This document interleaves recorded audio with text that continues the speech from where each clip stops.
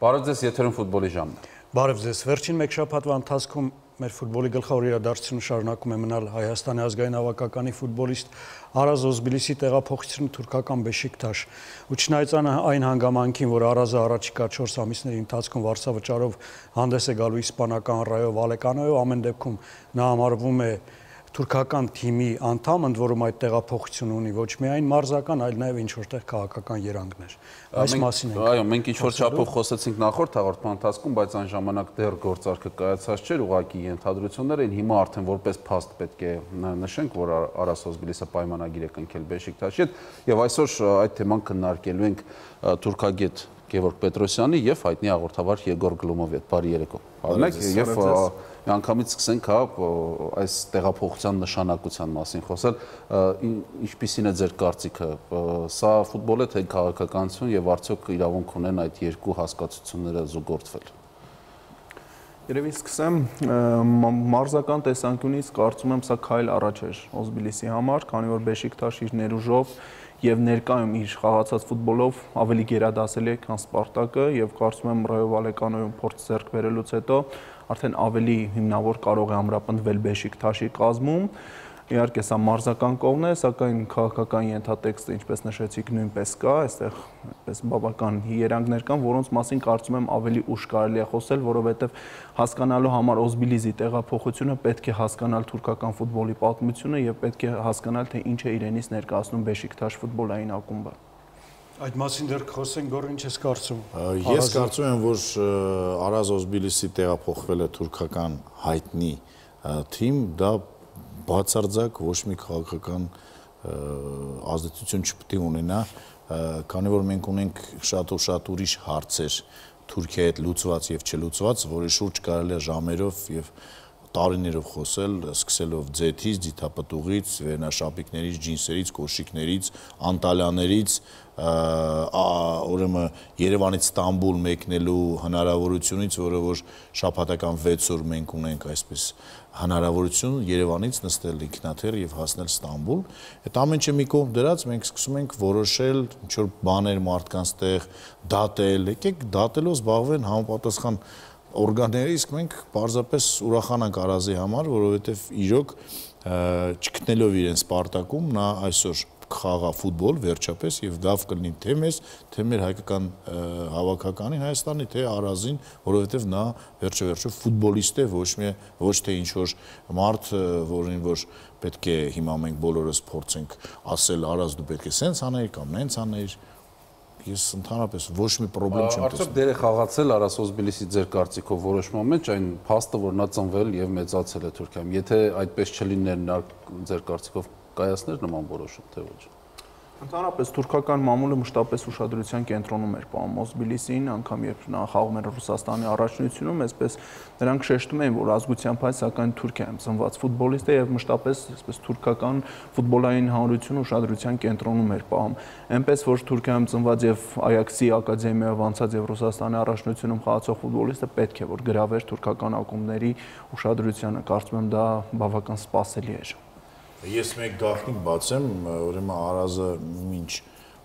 այդ պատմական իր եւ հայ ժողովրդի համար որոշում ընդունելը, իմ հետ հեռախոսով զրուցել է, ասել է, որ Բարսելոնայից հրավերք ունի, Լեստեր Սիթիից եւ Ակտոբեից, բայց որոշեց գնա այնտեղ, որտեղ որ ծնվել է։ Սա պարզապես հանակ է, իհարկե, եթե նա ունենար հրավերքներ ուրիշ ուժեղ ակումբներից, նա մտածելու տեղ կունենար, բայց այդ մարդը ուզում է ֆուտբոլ խաղա եւ Բեշիկտաշը արեց այն առաջարկը, որից նա չկարողացավ հրաժարվել, ինչպես որ հայտնի կինոյի հայտնի հերոսն է ասում։ Հետևաբար զուտ մարզական առումով կարելի է Սպարտակից Արազի տեղափոխությունը համարել մեր ֆուտբոլի համար դրական։ Իհարկե, անշուշտ համաձայն եմ։ Եվ վերջը մենք խոսում ենք մի մասի, որ այսօր չի դիչում Սպարտակին ոչ։ Այո, չէր է խաղում Սպարտակում եւ հաստատ Բեշիկտաշը այսօր իր ուժով, ներուժով ավելի ուժեղ է, քան Սպարտակը։ Պայքարի համար գլխավոր ֆավորիտն է, երկու խաղ պակաս ունի եւ եթե խաղերը հաղթանակով ավարտվի, ապա մաքուր առաջին հորիզոնականում Թուրքիայի եւ Ռուսաստանի առաջնությունները համեմատել ինչ որտեղ հնարավոր է, ապա կարծում եմ Բեշիկտաշը եւ Սպարտակը այսօր մեկ մակարդակի վրա չեն։ Բեշիկտաշը ունի ավելի լավ հնարավորություն Չեմպիոնների լիգայում հայտնելու։ Շատ լավ, այսպեսի եթե հարցադրում, Արազը տարբերակներ ունեցել է կարիերան շարունակելու, նույն Սաուդյան Արաբիայում, նույն ԱՄՆ-ում։ Արազը ընտրել է այլ ճանապարհ, չեք կարծում, որ ի տարբերություն Մարկոսի ու Յուրայի, որոնք մեծ հաշվով համարում ենք գնում են իրենց կարիերայի ավարտին, Արազը ուզում է ֆուտբոլ խաղալ։ Կա այդպիսի բան Արազի որոշման մեջ։ Նա ընտրում է կարիերան, ոչ թե փողը, ոչ թե հիմնականում փողը, այլ նա ընտրում է խաղալը, այո, եւ աճելու եւ հույս ունի դեռ որ կաճի, որովհետեւ թե Յուրայի, թե Մարկոսի պայմանագրերը նրանց այդքան աճելու տեղ չեն տալու եւ եվրոպական ֆուտբոլի հետ շփվելու ավելի քիչ հնարավորություն են տալու, այսինքն եվրոպական ակումբային ֆուտբոլի մասին կարող են մոռանալ, թե Յուրան, թե Մարկոսը, եթե թիմ հրավեր ստանան ազգային, ապա այդ դեպքում կտեսնենք ինչ կլինի, իսկ Արազը լինելու է եվրոպական ֆուտբոլային թոուբոհի մեջ եւ դա շատ կարեւոր է։ Արազի տեղափոխությունը ամեն դեպքում ունի քաղաքական ենթատեքստ, այդ մասին հայերի համար ինձ թվում է միայն։ Իհարկե միայն մեր համար, չնայած դրա մեջ նաև Արազի մատնեխառը, այդ մասին խոսենք։ Ես ցանկանում եմ շարունակել զուտ մարզական իմաստով։ Բեշիկտաշ, ինչու Բեշիկտաշ, որովհետև կար հետաքրքրություն նախկինում նաև այլ թուրքական ակումբից, մասնավորապես Գալաթասարայից։ Եղել է 2-3 տարի առաջ։ Այո, ինչու Բեշիկտաշ կա, ձեր կարծիքով ինչ որ պատճառներ, Գևորգ, Թուրքիայում ինչ որ այս մասին ինչ են ասում ընդհանրապես։ Ես եթե էլի բերենք էթնիկ գործոն առաջնային, այսինքն Արազի հայ լինելը, ապա այս 3 Գալաթասարայ, Ֆեներբախչե եւ Բեշիկտաշ ակումբների մեջ ամենանախընտրելին Բեշիկտաշն էր, որովհետեւ պատմականորեն այս ակումբին է երկրպագել են Թուրքիայի հայեր, այսինքն հայ համայնքը գլխավորապես Բեշիկտաշի երկրպագուներ են եւ ոչ միայն մեծ թվով երկրպագուներ կան հայերի շրջանում, այլ նաեւ երկար տարիներ Չարշը ֆանակումբի, որը Բեշիկտաշի ֆանակումն է եւ Թուրքիայի թիվ 1 ֆանակումը, դա քննարկման ենթակա չէ, գլխավորել է Ալեն Մարկարյանը, ով նույնպես հայ է։ Այնպես որ այսպես ես որոշ տեղեկություններ ունեմ, որոնք դեռ հաստատված չեն, բայց կարծես թե նա այլևս չի գլխավորում, սակայն կրկնում եմ, դա հավաստի տեղեկություններ էր ունեցել վերջին Ստամբուլյան իրադարձություններից հետո, երբ որ ակտիվորեն Ֆեներբախչեի ֆաները մասնակցում են դրան, եւ եթե ինչ որ մեկը չգիտի, ես ասեմ, որ Ֆեներբախչեի ֆանական այդ շարժումը կտրականապես դեմ է այսօրվա Թուրքիայի կառավարությանը եւ ընդհանրապես նրանք միշտ դեմ են գնացել դրան եւ կանգնած են այսպես ասած թուրքական օպոզիցիայի առջևում եւ շատ մեծ ու եւ հզոր ուժ են այսօր եւ այդ դեպքում էլ նաեւ Արազը կդառնա ինչ որ այդ ես մի փոքր քաղաքական դերակատարություն շատ լուրջ քաղաքական բոլոր ինչքան որ ես վերջերս հեղափոխական ինչ որ բաներ է եղել Թուրքիայում ֆանակումները Ֆեներբախչեի եւ Բեշիկտաշի ֆաները եղել են առաջին տեղերում։ Բեշիկտաշի ֆանակումբից խոսելուց ես արդեն նշեցի, որ Չարշն ֆանակումբը, անունը Չարշ է, դա Թուրքիայի թիվ 1 ֆանակումբն է եւ իրոք շատ ակտիվ է հասարակական քաղաքական ոլորտում եւ ինչպես ճիշտ նշեց,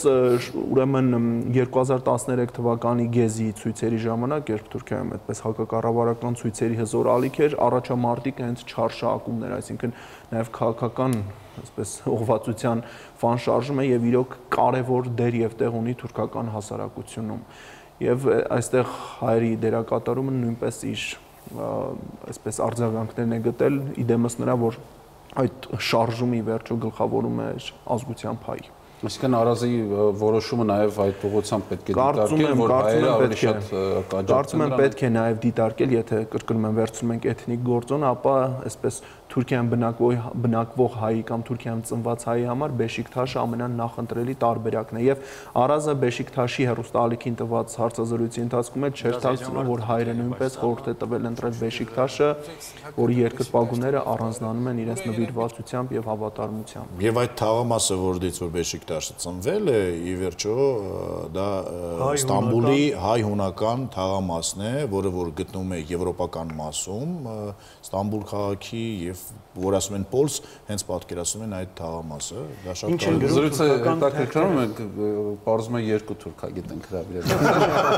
Այդպես որ ինֆորմացիան ավելի շատ է, շատ ավելի։ Իսկ ինչ են գրում թուրքական թերթերը Արազի տեղափոխության մասին, նրանց մոտ կա քաղաքական ենթարկվեք, ինչպես մեր բոլոր խոսակցություններում, մեր բոլոր նյութերում։ հետաքրքիր ես հետևել եմ առաջատար թուրքական լրատվամիջոցների արձագանքին, կարծում եմ մեզ մոտ շատ ավելի մեծ տեղ են տալիս քաղաքական համատեքստին եւ նրա ազգային պատկանելությանը, քան Թուրքիայում։ Թուրքիայում այսպես ավելի չեզոք տոնով է ներկայացած, իհարկե նշվում է, որ Թուրքիայում ծնված ազգությամբ հայ Հայաստանի ազգային հավաքականի ֆուտբոլիստ է, սակայն դեռևս անձամբ ես չեմ հանդիպել վերլուծությունների, որտեղ այսպես առաջնային դերում նշվի նրա ազգությունը, այսպես ավելի շատ ֆուտբոլային կարիերայի վրա են կանգ առնում եւ այդպես էթնիկ պատկանելության վրա գոնե վերլուծաբանների եւ թուրքական մարզական լրագրողների մակարդակով չկա։ Այլ հարց է արդեն ֆան շարժումները կամ այդ գրառումներում մեկնաբանություն թողողները։ Ես նաև ուշադրություն եմ դարձրել մեկնաբանություններին, այսինքն ոչ բուն նյութին, այլ ինչպես են մեկնաբանում եւ ի զարմանս ինձ բավական քիչ էր նրա հայ լինելու մասին հիշատակումները։ Լիբերալ են, բայց ես գիտեմ մի թերթ, որի հոդվածը կարդացել եմ, ֆանատիկ, եթե չեմ սխալվում, ամենառեակցիոն թերթերից մեկը, որը հիշեցնում է Արազի 1 տարի առաջ հայտարարությունը Սպարտակի կազմում, երբ նա իր չխաղալը կապեց ազգությամբ թուրք մարզիչ Յակինի հետ այդ մասին ամենայն դեպս թուրքական թերթերը թուրքական թերթերից ընդհանրապես վերջին տարիներին նաև հիշում են կարծեմ Կուբանի հերոստանգերության թե հաղորդման շրջանակում երբ նա Կուբանի ֆուտբոլիստ էր եւ ասացին որ նա թուրք է իսկ պատասխանեց որ ես թուրք չեմ ես հայ եմ նման մի մեկնաբանություն էր այսպես ես աղոտ եմ հիշում սակայն դրա մասին նույնպես արձագանքել եւ շեշտում որ նա հայ այս թեման մի փոքր իրոք կարելի է զարգացնել, որովհետև ինչպես Արմենը նշեց, Արաս Օզբիլիսը ինքը տաքացրեց իրավիճակը իր շուրջ, հայտարարություն անելով Մուրադ Յակինի հետ կապված, ինչ է կարծում, դա այսպես երիտասարդի ինչ-որ վրիպում էր, թե նա իրոք այդպես կարծում էր, որ Մուրադ Յակինը լինելով ազգությամբ թուրք հային չի խաղացնում, այդ դեպքում ինչ հեռանկար նա կարող է ունենալ Թուրքիայում, որտեղ բոլորն նա երևի թե այն ժամանակ չգիտեր հեռանկարների մասին, այդ ժամանակ խոսում էր փաստորեն նեղացած երիտասարդ, որը որ զգում էր իր մեջ ուժ եւ եռանդ եւ հնարավորություն օգնել թիմին, որտեղ որ ինքը ուզում էր խաղալ, բայց Յակինը չգիտես ինչ պատճառներով չէր անում այդ ամեն ինչը, հետո երբ որ Յակինը գնաց եւ մեր տղաները պարզապես ուզեցին սկսեն խաղալ, արդեն տեղի տվեցին տրավմաները եւ այլն եւ էլի նորից Ալենիչևի մոտ է ոչինչ չստացեց։ Դրա համար ինձ թվում է որ այդքան խորանալ ընդհանրապես պետք չի, որովհետեւ եթե մենք այդքան խորանում ենք, եկենք մեր բոլոր տղաներին, որոնք Պարսկաստանում խաղում են, ասենք որ Վարդանանքը ինչ է տղեկ այդ հարբած փղերի պատմությունը, Շահ Աբասի պատմությունը, եկեք ասենք որ Հենոն Գյուդանգանին պաստող չտա ընդհանրապես։ Միջալես Դորտմունդում ավելի շատ թուրք երկրպագու կա, որոնք որ բանկարկում են միկա եւ դա նորմալ է։ Ինձ թվում է որ սպորտը պետք է լինի ոչ թե տարանջատված, այլ պարզապես մեկ գլուխ բարձր։ Եվ վերջը չմոռանանք, որ թե օլիմպիական խաղերը, թե մնացած բոլոր մեծ խոշոր սպորտային միջոցառումների ժամանակ, անգամ հին ժամանակներում բոլոր պատերազմները կանգնում են եւ կապ չունեն դու ինչ ազգությամբ ես։ Գորգ բարբերաբար մենք այդ խնդրին հասնում ենք սպորտ, քաղաքականություն իրար հետ կապված են, թե կապված չեն, եթե հիշում եք գոյություն ուներ այսպիսի տերմին ֆուտբոլային դիվանագիտություն։ Ֆուտբոլը բերվեց քաղաքականություն, քաղաքականությունը բերվեց ֆուտբոլ։ Հիմա ասում ենք իրարից զատ ենք։ Վերջիվերջո կա մի սահման, որտեղ իրոք պիտի սպորտը եւ քաղաքականությունը Բայց Անգլիան եւ Արգենտինան 86 թվականին իրար այդ Ֆոլկլենդյան այդ բանից հետո դուրս եկան դաշտ եւ եղավ Մարադոնայի Աստծո ձեռքը եւ այլն, այդ ժամանակ էլ շատ բաներ խոսվեց, բայց տեսնում եք որ նրանք ավելի քաղաքական կրթված են, այսպես ասած քաղաքական եւ ավելի բարձր գտնվեցին այդ ամեն ինչից, որովհետեւ եթե մենք հիմա սկսենք փորփրել, կպարզվի որ ոչ մի եվրոպական թիմ, ոչ մի եվրոպական թիմից իրավունք չունի խաղալ, որտեղ անգլիացիները, ֆրանսիացիները պետք է խաղան միայն Փյունիկում, Ալաշկերտում եւ Գանձասարում եւ վերջ։ Եվ ընդհանրապես ես պետք է մի բան էլ հավելեմ, ընդհանրապես Արազ Օզբիլիսը առաջին հայ ֆուտբոլիստը չէ, ով խաղում է Թուրքիայում։ Այսինքն միգուցե առաջին ֆուտբոլ Հայաստանի ազգային հավաքականի ֆուտբոլիստն է, որ թուրքական առաջնությունում է խաղալու, սակայն ամբողջ օսմանյան եւ թուրքական սպորտի ակունքներում կան հայկական հետքը, որը մինչև այժմ էլ բավական այսպես ցցուն է եւ պետք է հիշենք օրինակ 50-60-ական թվականներին Թուրքիայի ազգային հավաքականում հայ ֆուտբոլիստ էր խաղում, Թուրքիայի առաջնությունում մշտապես Ստամբուլի հայ համայնքը ներկայացնող ֆուտբոլիստներ են եղել, որոնք բավական այսպես մեծ։ Եվ որոնք հայտարարում են, որ իրենք հայ։ Իհարկե դա փաստ էր, որ հայ էին, այսպես թաքցնե դա ծպտյալ կամ գաղտնի պայելու որևէ բան չկար, նրանք հայտնի էին, որ հայ էին եւ խաղում էին ընդհանրապես թուրքական ֆուտբոլում հայկական Թաքսիմ սպորը մինչեւ այժմ էլ գոյություն ունի եւ իր այսպես երկար պատմությունը շարունակում է, այնպես որ հայկական հետքը թուրքական ֆուտբոլում ամենևին նորություն չէ, ընդ որում դա պատմական հիմքեր ունի եւ ընդհանրապես տասնամյակներ շարունակ հայերը մշտապես ներկայացված են եղել թուրքական սպորտում։ Ընդհանրապես թեման այսքան արդիական եւ այսքան քննարկվող երևի թե չէր լինի, եթե Արասոս Բիլսը չլիներ Հայաստանի ազգային հավաքականի խաղացող եւ այս առումով ընդ որում առաջատարներից այո, առաջատարներից այս առումով հարց է առաջանում չի բարթացնի արդյոք Բեշիկտաշում խաղալը նրա ժամանումը Հայաստանի հավաքական։ Կարծում եք, որ այստեղ ամեն ինչ նորմալ է։ Համոզված եմ, որ ոչ մի բան չի կարա լինի, քանի որ եթե նա, այսպես ասած, պրոֆեսիոնալ է եւ ունի պրոֆեսիոնալ կոնտրակտը նշված է, որ ազգային հավաքական հրավերելներու, в общем, այնտեղ այդ հարցերը քննարկված է եւ ոչ մի խնդիր չկա։ Բեշիկտաշը դուք Խոչընդոտի Բեշիկտաշը եւ չեմ կարծում որ Բեշիկտաշը խոչընդոտի այս դեպքում ամեն դեպքում եվրոպական ֆուտբոլի ներկայացուցիչ է եւ որոշակի այդ մակարդակից բարձր մոներ խորամանկություններ լինում են վնասվածքեր օրինում եւ այլն։ Հիշեցի տարիներ առաջ էր մեր երիտասարդականը խաղում էր Թուրքիայի երիտասարդականի հետ 3-4 կամ ավելի տարիներ առաջ այն ժամանակ թուրք մագնատներից մեկը ակումբ ունեցող ղեկավարներից մեկը ասում էր ես երջանիկ կլինեմ եթե իմ ֆուտբոլիստը խաղա Հայաստանի ազգային հավաքականում, իմ թիմի ֆուտբոլիստը խաղա Հայաստանի ազգային հավաքականում եւ կարծում եմ Բեշիկտաշի ղեկավարներն էլ պիտի երջանիկ լինեն, որ իրենց ֆուտբոլիստը խաղում է այլ երկրի, այդ թվում Հայաստանի։ Յուրաքանչյուր ակումբի համար, որ նրա խաղացող խաղում է ազգային հավաքականում եւ Հայաստանի հավաքականը վերջին այս աղմուկներից հետո բավականին նկատելի է։ Ընդ որում դա հնարավորություն է Բեշիկտաշին եւս մեկ անգամ ցույց դնելը, որ Թուրքիայի ամենաազատական, ամենաազատ մտածող թիմն է, այսինքն այսինքն դա որոշակի քաղաքականություն չասենք, բայց ասենք հայ-թուրքական հարաբերությունների մտածելակերպ։ Քաղաքականության մեջ էլի չխորանալով Արազի հեռանկարները Բեշիկտաշում։ Վերջիվերջո Բեշիկտաշը թուրքական ուժեղագույն թիմերից մեկն է, որը մշտապես խաղում է Եվրոգաղաթներում։ Այս տարի ամենայն հավանականությամբ խաղա Չեմպիոնների լիգայի խմբային փուլում։ Արազը այդտեղ կունենա Արազի որակները, եթե ինչի հետ է կապված Արազի շարունակությունը։ Ինձ թվում է, որ եթե նրանք չտեսնեին Արազի ապագան այդ թվում, չէին գնի խաղացողին,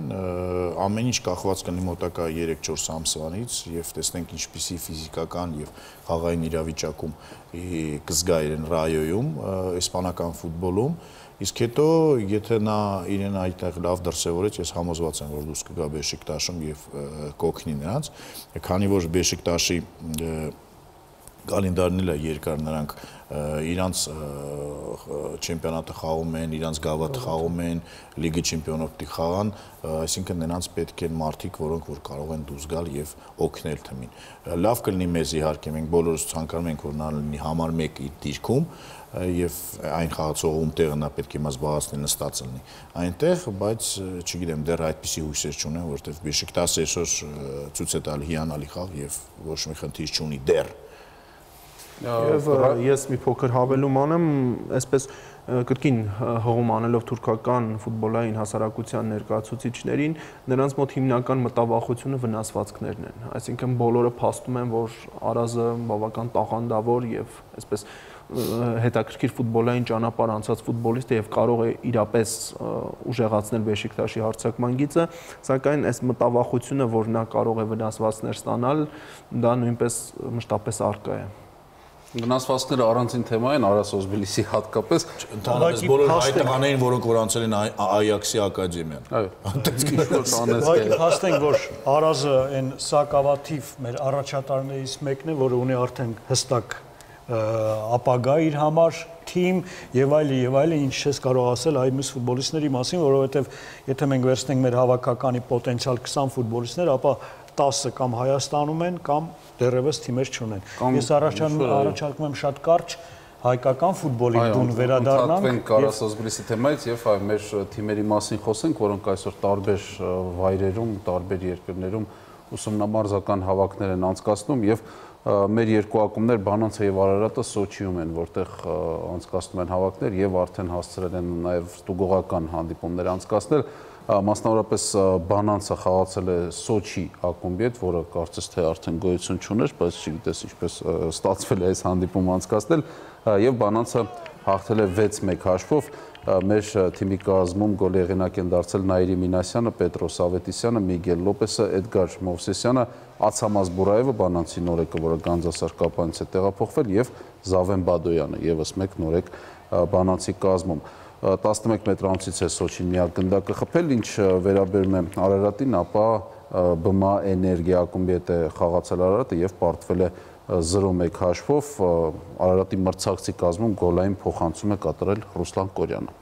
Այստեղ ուղղակի ավելացնենք, որ Սոչիում եղանակները այնքան էլ բարենպաստ չեն, Ձյունե եւ Բանանցը կրճատել իր ուսումնամարզական հավաքը եւ ամսի 1-ին արդեն վերադառնում է Երևան։ Եվ ամենահետաքրքիրը, որ նորից այստեղ քաղաքականությունը խառնվել է ֆուտբոլին, Արարատը պիտի խաղ անցկացներ Սուխումիում, սակայն Հայաստանի եւ Վրաստանի արտգործնախարարության միջամտությունից հետո Արարատի խաղը Սուխումիում, որը կրվա խնձոր է Վրաստանի եւ Ռուսաստանի միջև, չի կայացել։ Եղանակային պայմանները լավը չեն Սոչիում, եղանակային պայմանները լավը չեն նաև մեր մյուս թիմի համար, որը ուսումնամարզական հավաք է անցկացնում Հայաստանում, խոսքը Գանձասար Կապանի մասին է։ Գանձասար Կապանը մեկն էլ էր Կապան, գիտենք որ թիմը Երևանում է այսպես մարզվում եւ անցկացնում խաղերի մեծամասնությունը, որովհետեւ երևանյան թիմերը շատ են, բայց հիմա ուսումնամարզական հավաք Կապանում որոշեցին անցկացնել եւ արի ուտես, որ այնտեղ էլ եղանակը միջամտեց եւ Գանձասար Կապանը ստիպված էր որոշ ժամանակ դահլիճում մարզվել, հետո մի կերպ այդ ձյունը կարողացան խաղադաշտից ավելի շատ ձյուն է իմացում, քան մարզվում, ուղղակի փոքրել արդեն հայկական ֆուտբոլային թիմերը абսուրդի են վերածում մեր առաջությունն առումով, որ փաստորեն կարելի է ուղղակի առանց ուսումնամարզական հավաքի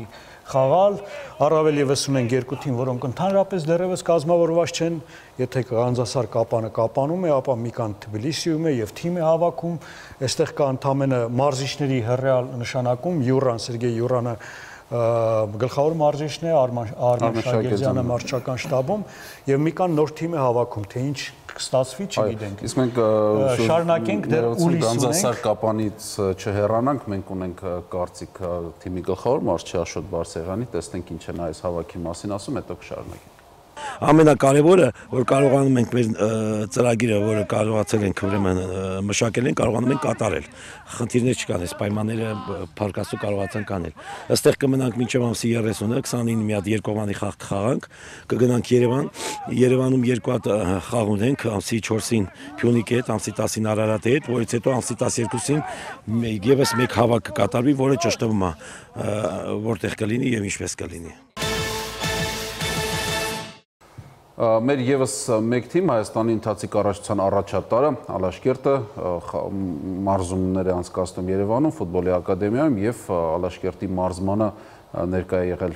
մեր թղթակիցը, դիտենք նրա պատրաստած ռեպորտաժը եւ կշարունակենք։ Բարձրագույն խմբի առաջատար Ալաշկերտը ուսումնամարզական հավաքներից առաջ նախապատրաստական մարզում անցկացրեց ֆուտբոլի ակադեմիայում։ Ալաշկերտի գլխավոր մարզիչ Աբրահամ Խաշմանյանը նպատակահարմար չի գտնում առաջին հավաքի ժամանակ ընկերական հանդիպումներ անցկացնել։ Առաջի հավաքին ընկերական հանդիպումները մի քիչ վտանգ է պարունակում ֆուտբոլիստների հետ, վնասվածքների հետ կապված, որտեղ ֆուտբոլիստները դեռ լիարժեք պատրաստ չեն լինում։ Խաշմանյանը իր նախորդ հարցազրույցներում ասել էր, որ Ալաշկերտին ձմեռային դադարի ժամանակ նոր ֆուտբոլիստներ չեն միանալու, սակայն ակումբը հունվարի 27-ին 2 տարվա պայմանագիր է կնքել Հայաստանի ազգային հավաքականի նախկին կիսապաշտպան Արթուր Եդիգարյանի հետ։ Նա իր առաջին մարզումն է անցկացրել բարձրագույն խմբի առաջատարի կազմում։ Մի ամիս անհատական եմ մարզվել, բայց առաջին մարզումս է մի քիչ դժվար է, բայց ինձ թվում է մինչև առաջի խաղը ֆորմա կհավաքեմ ու կմտնեմ իմ մարզավիճակի մեջ։ Առաջնության 3-րդ շրջանից առաջ Խաշմանյանի գլխավորած թիմը ուսումնամարզական հավաք կանցկացնի Թուրքիայում։ Փետրվարի 1-ին Ալաշկերտը 10-օրյա հավաք անցկացնելու համար կմեկնի Անտալիա, այնուհետև կվերադառնա Երևան 4 օրով եւ դարձյալ 10-օրյա հավաք Թուրքիայում։ Նախատեսված է 2 ընկերական հանդիպում հունգարական թիմերի հետ։ Երրորդ հավաքին նախատեսված է 3 հանդիպում բարձրագույն լիգայի թիմերի հետ։ Մեկը Ղազախստան, մեկը Լիտվա, մեկը Լատվիա։ Ալաշկերտը ձմեռային տրանսֆերային պատուհանի ժամանակ ամենապասիվն էր։ Խաշմանյանն այս փաստը պայմանավորում է նրանով, որ ինքը գոհ է եղած կազմից։ Նրանց այլ համալրումներ հարկավոր չեն։ Այդ քայլով էլ մենք ցույց ենք տալի, որ մեր ծրագրերը երկարատև են, մեր պրոյեկտը երկարատև է, ոչ թե կայծ, որը եղել է, ասենք, մյուս թիմերի հետ կապված։ Ուսումնամարզական հավաքներից հետո Ալաշկերտը կվերադառնա Երևան ու կնախապատրաստվի բարձրագույն խմբի առաջնության երկրորդ հատվածին։ Փետրվարի 2-ին Աբրահամ Խաշմանյանի թիմը առաջնության 16-րդ տուրում կընդունի Գանձասարկապանին։ Գրիգոր Ավետիսյան, Խաչատուր Եսայան, Ֆուտբոլի ժամը։ Ֆուտբոլի ժամն է Արմենիայի եթերում, մենք Ալաշկերտի մարզումը դիտեցինք եւ այսպիսի մի նորություն տեսանք, Արթուր Եդիգարյանը խաղալու է Ալաշկերտում, այսպես երկար ժամանակ ակումբ փնտրելուց հետո նա ի վերջո Հայաստանում կարիերան կշարունակի, չգիտեմ որքանով է սա նրա համար լավ, բայց միանշանակ Հայաստանի առաջնության համար լավ է, Ալաշկերտի համար լավ է, հուսանք, որ այս ֆուտբոլիստը կհավաքի այն մարզավիճակը, որը թույլ կտա վերադառնալ նաև Հայաստանի ազգային հավաքական։ Իսկ մենք շարունակենք զրույցը արդեն Արասոս Բիլիսի մասին, միգուցե արդեն կարող ենք անցնել այդ երկրորդ այդքան տհաճ հատվածին, հա, երկրորդ կողմը այս տեղափոխության քաղաքական կողմը, որքան փորձում ենք խուսափել, միևնույն է դրանից հնարավոր չէ խուսափել։ Հայ-թուրքական հարաբերությունների մասին խոսվել է վաղուց, խոսվում է հիմա եւ հայ ֆուտբոլիստի, այն էլ ազգային հավաքականի ֆուտբոլիստի տեղափոխությունը թուրքական ակումբ չէր կարող չտաքացնել այս խոսակցությունները։ Ձեր կարծիքը քաղաքական մասով այս տեղափոխության եւ ընդհանրապես պետք է դիտարկել քաղաքական մաս, եթե պետք է, ապա ինչպես, եթե ոչ, ուրեմն չխոսենք այդ մասին։ Իհարկե, հայ ֆուտբոլիստի տեղափոխություն Թուրքիա բնականաբար չեն կարող չդիտել քաղաքական տեսանկյունից, որքան էլ դա համապատասխանի իրականությանը, թե ոչ, ամեն դեպքում նման ֆիլտրերով այդ զարգացումն անցնելու է, դա բնական է, կարծում եմ, ինչը կրկնում եմ հայ-թուրքական հարաբերությունների հետ մտածելակերպի մեջ է տեղավորվում։ Կրկնում եմ, այս դեպքում ինձ համար կարևոր էր մարզական գործոն, իսկ մարզական տեսանկյունից սա եւ մեր ֆուտբոլի համար եւ անձնապես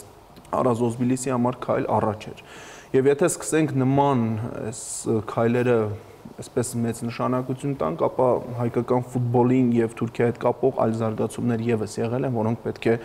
նման արձագանք ստանային։ Այն օրինակ, որքանով տեղյակ եմ, հայկական բազմաթիվ ֆուտբոլային ակումբներ ուսումնամարզական հավաքներ անցկացնում են Թուրքիայում։ Անցկացնում էին, դա նույնպես քաղաքական հետևանքներով էլ չեն անցկացնում, բայց ոչ անմիջապես դա մեր որոշումներ կամ մեր քայլեր, այլ արտաքին գործոններից, հայտնի գործոններից դրդված եւ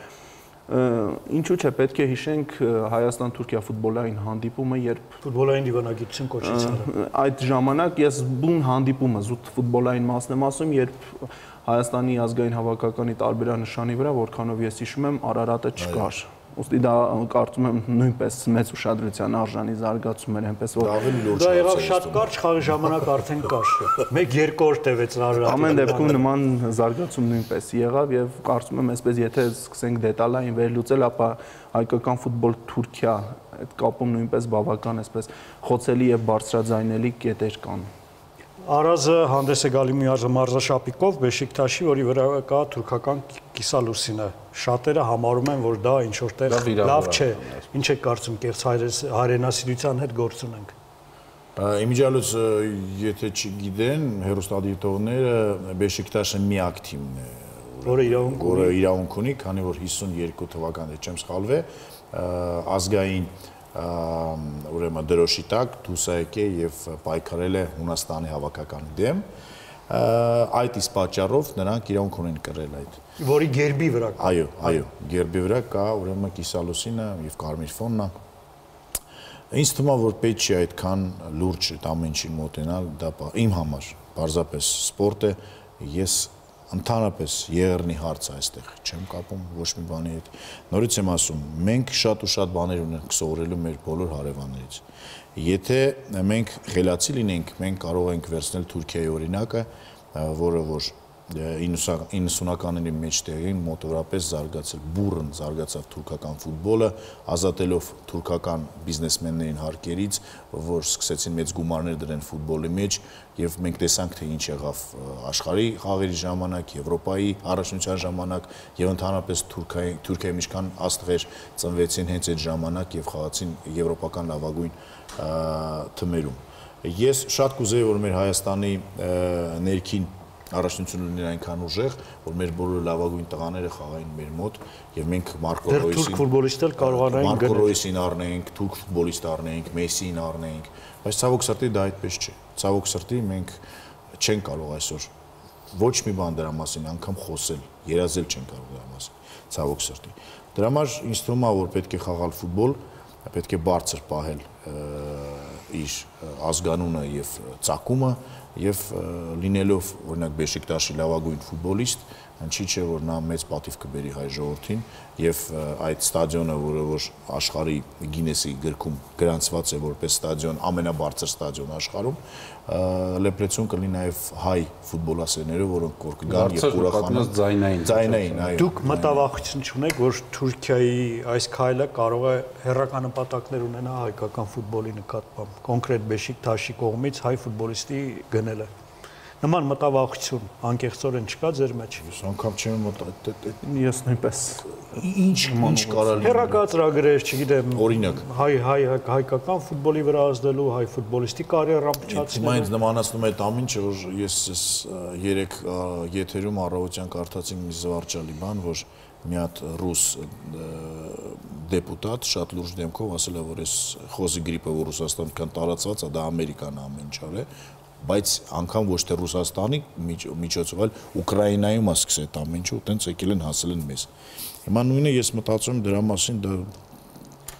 անհետ խոսակցություն։ Իհարկե այստեղ պետք է նայել, թե ինչ եք մենք ուզում տեսնել այս ամենում։ Եթե ուզում ենք լավը տեսնել, կտեսնենք լավը։ Եթե վատն ենք ուզում տեսնել, օրինակ բավական չէ, որ Արաս Օզբիլիսը մարզաշապիկի վրա կրելու է Թուրքիայի դրոշը, դա ձախ կողմը սրտի վրա է, այսպես կարելի է մտածել, հա, եթե շատ է ցանկության դեպքում որ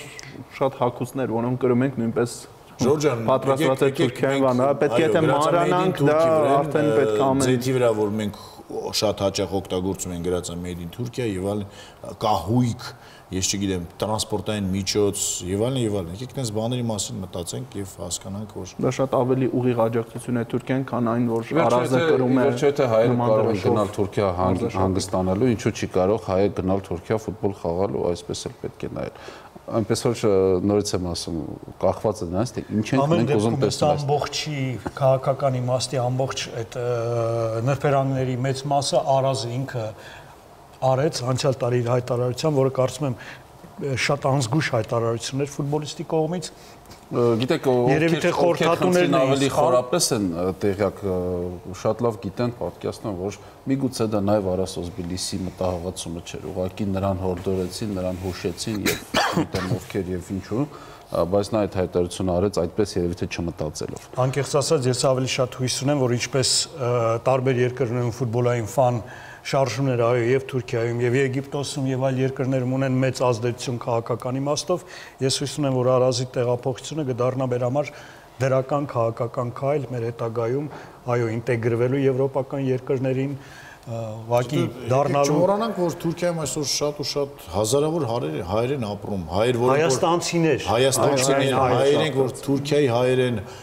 որ դեռ չգիտեն, որ իրանք հայեր են եւ այլն եւ այլն։ Ի վերջո 5 րոպե դարպասները բացվի։ Վերջով այո, դա մեր երկիրն է եւ մենք էլ մեր երկրում ունենք մեր խաղացողը։ Ես այդպես եմ նայում։ Չմոռանանք ամեն դեպքում, որ Արազը 3-4 մինչև մայ մրցաշրջանի ավարտը հանդես է գալու իսպանական Ռայո Վալեկանոյում։ Դեռևս պաշտպանված կարծես չի եղել։ Մադրիդ քաղաքի հերթական թմի կազմում եւ բոլորս գիտենք պատմությունից, որ նաեւ ժամանակ է եղել, որ Մադրիդ քաղաքը եղել է հայ թագավորի Կիլիկիոյի այո, նվեր, այսպես ասած, դա էլ է հայտարարություն։ Դարվինի սիրած պատմությունը, իհարկե այդ մասին կարելի է հետո խոսել մի այլ թեմայով, եկեք նայենք։ Ես այստեղ հարց ունեմ Էդուարդ քեզ, որովհետեւ դու մեկնաբանում ես Իսպանիայի առաջացում, նախատեսում եք նման փոփոխություն, եթե Արազը արդեն հանդես գա Ռայո Վալեկանոյում, մենք դիտելու ենք Արազի խաղերը։ Ամենայն դեպս ինձանից ինչ ասում է, ես ամեն ինչ կանեմ, որ այդ հանդիպումները լինեն եթերում եւ Արաս Օզբիլիսի մնում Արազը դուրս գա։ Մնում այո, Արաս Օզբիլիսը կարողանա ամրապնդվել այդ թիմի կազմում եւ խաղալ։ Ռայո Վալեկանոն այսօր պայքարում է փրկվելու համար, բայց ցույց է տալիս, որ կարող է անգամ Սելտայի պես թիմերին խոշոր հաշվով հաղթել եւ ունի հնարավորություն փրկվելու։ Արաս Օզբիլիսին էլ նրանք առիթը բաց չեն թողել հրավիրելու, որովհետեւ պետք է որակյալ ֆուտբոլիստ, որը կօգնի այդ խնդիրը լուծել։ Եթե Արաս Օզբիլիսը ամրապնդվի Ռայոյի կազմում, իհարկե դիտելու ենք այդ խաղերը, կարծում եմ անգամ կարելի է զոհաբերել ավելի լուրջ խաղեր թիմերի, եթե վերցնենք։ Առաջատարների խաղեր։ Այո, առաջատարների խաղեր։ Մեր ֆուտբոլիստը եթե խաղալի է, պետք է դիտենք դա։ Ինչ է Ռայո Վալեկանոն Արասոս Բիլիսի համար։ Նա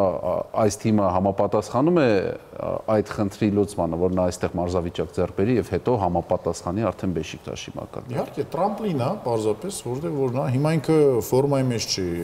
հայերեն չգիտեմ, համապատասխան մարզավիճակ, այո, մարզավիճակում չի եւ լավ վայր է, որտեղ որ նա կարող է տակ, արև հնարավորություն կունենա խաղալ աշխարհի ուժեղագույն ֆուտբոլիստների դեմ, Ռոնալդոին կտեսնի, Մեսսի հետ կարող է նկարվի, վերջը ահագին հնարավորություններ է բացում։ Ես կվերադառնայի ձեր հարցին, որ ասում եք միգուցե թուրքական ֆուտբոլային ակումբները գնելով հայ ֆուտբոլիստների նրանց կարիերան փչացնեն, տեսնում ենք, որ իրականում անգամ հնարավորություն է տված խաղալ Ռայո Վալեկանոյում եւ մարզավիճակ ձեռք բերել, ուստի որոշակիորեն ձեր հարցին նաև պատասխանես, որ եկեք բոլորը հասկանանք, որ սա բիզնես է եւ նրանք այդքան անխելք չեն։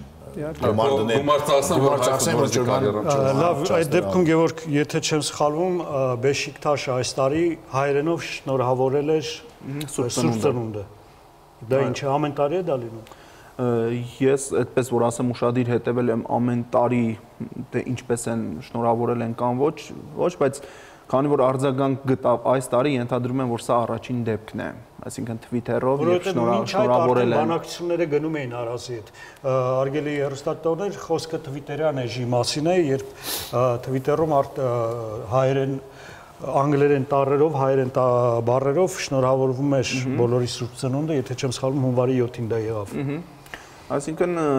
սա կրկնում եմ արդեն գալիս է ոչ թե զուտ Արասոս Բիլիսի տեղափոխությունից, այլ Բեշիկտաշի հենց ֆան ակումբի ֆաների կազմից, այսինքն երկրպագուների կազմից, որտեղ հայերը իրենց ուրույն դեր ունեն։ Կարծում եմ սա նախ եւ առաջ պետք է կապել դրա հետ, ապա նոր Արասոս Բիլիսի տեղափոխության հետ։ Եվ հետո եկեք հիշեք ինչպիսի ընդունելության արժանացավ Ստամբուլում Արասոս Բիլիսը։ Քանի հայ ֆուտբոլիստ գիտեք, հավաքականի, որ տեղափոխվել անգամ Մխիթարյանի Բորուսիա տեղափոխվելու ժամանակ այսպիսի աժիոտաժ չեղավ, այդքան մարդ չդիմավորեց։ Պատրաստ է, որը շատ հետաքրքիր էր, ես բավական ուշադրությամբ հետևել եմ հաղորդաշարին Բեշիկտաշի հեռուստաընկերություններ պատրաստել։ Իհարկե բոլոր անխտիր բոլոր անդրադարձել էին հաղորդման ժամանակ ոչ միայն Օզբիլիսի գեղեցիկ գոլերն էին, գոլային փոխանցումներն ու գործողությունները, այլ Հայաստանի հավաքականի իհարկե ես հատկապես ուշադրություն էի դարձնում նրան, թե արդյոք Գերագույնը երևաց, այսինքն հեռուստատեսություն։ Ինչպես Գորն է ասում, մեր երկրում մեր դրոշը։ Այո, մեր երկրում մեր դրոշը։ Հույսով ենք, որ մեր ծորները գոնե իրոք կարող են ասել, որ դա մեր ոչ միայն ասեմ մեր երկիրն, այլ նաև կապրեն երկիրը։ Ի վերջո Ստամբուլի հայերի համար, ինչպես շատ ճիշտ նշեցիք, դա հայրենի քաղաք է եւ հայրենի քաղաքում իրենց նույն քաղաքի բնակիչ ֆուտբոլիստն է խաղալու։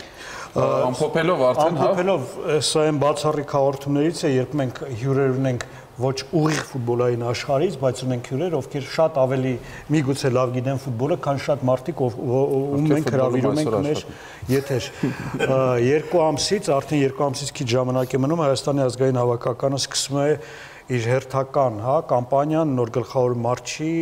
գլխավորությամբ Վարժան Սուքիասյան, միգուցե նոր հավաքական։ Մարտի 25-ին առաջին խաղն է Բելարուսի հետ։ Ինչ ակնկալիքներ ունեք մեր հավաքականից, կոնկրետ հավաքականի մասին է խոսքը։ Ես հասկանում եմ հստակ, որ սա մեր տղաների համար վերջին թռիչքն է։ Վերջին թռիչքն է, որ եթե նրանք չկարողացան այս տարի ինչ-որ բաներ ապացուցել, ապա դժում ենք եւ սկսում ենք նորից զարգացնել։ Բայց ես ցավում եմ, որովհետեւ մենք երիտասարդ չեմ տեսնում։ Ես չեմ ասում անգամ երիտասարդ Հենրիկ Մխիթարյան նման, Արազի նման։ Ես չեմ տեսնում ընդհանրապես վաղը, մեր ֆուտբոլի վաղը չեմ տեսնում, որովհետեւ կոնկրետ այս հավաքականից այս հավաքականը հույս ունեմ, որ ուժերը կհավաքեն եւ կհամախմբվեն մարզիչի շուրջ, մարզիչը վերջապես կհասկանա հստակ ինչն է ավելի կարևոր մեր մոտ ֆիզիկականը, տակտիկան, թե մեր տղաների տեխնիկական հնարամտությունը, թե ազատություն տալ Հենոյին, որ նա ազատ, այսպես ասած, նկարչի կարգադերում կարողանա, այո, պաշտպան չխաղա, քանի որ մեր պաշտպանությունը թույլ է։ Վերջը կարողանալով այսպես ճզմել մեր տղաներից լավագույնը, ինչ որ բանի հույսով որ կհասնենք, բայց վախում եմ, որ այս հույսը հերթական անգամ կկոտրվի եւ կջարդրվի, դրա համար չգիտեմ։ Մի հուսահատվեք։ Ասում եմ ոսկե սերունդը դեռ որոշակի ներուժ ունի եւ ճիշտ եւ գրագետ մարզչական աշխատանքի դեպքում դեռ այդ ներուժը կարող է սպառվել։ Կարծում եմ մենք պետք է բավական այսպես լուրջ մոտենանք այս սերնդին, քանի որ իրոք բավական վառ դեմքեր կան եւ ըստ թեկուզային նրանցից մեկը Արազ Օզբիլիսով քայլ առաջ անելու պետք է նույնպես փորձենք ծառայեցնել հավաքականին